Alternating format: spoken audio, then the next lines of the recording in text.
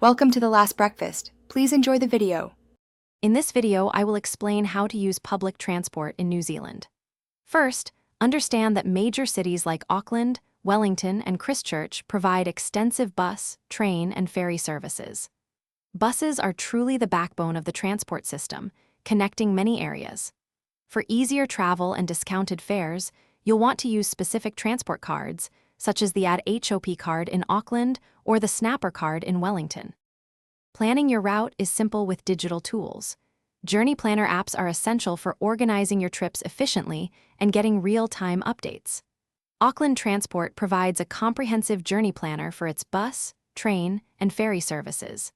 Similarly, Metlink offers a great planner for Greater Wellington's public transport options.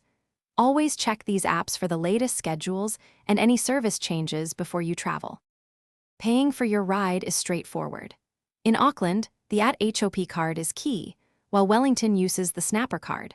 Both are reloadable and provide discounted fares. Many cities, including Auckland, now accept contactless debit or credit cards and even smart devices like Apple Pay. It's crucial to always tag on when you board and tag off when you exit to ensure you are charged the correct fare and avoid any default charges. Once on board, you'll find New Zealand's public transport is generally comfortable and accessible. Many buses, trains, and ferries are wheelchair-friendly, ensuring travel for everyone. For longer distances, Intercity is a national bus company that often provides amenities like Wi-Fi and even onboard restrooms. Remember, each person needs their own payment method when using contactless options.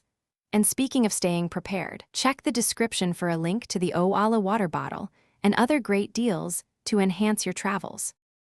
Thanks for watching. If this was helpful, leave a like and consider subscribing. See you next time.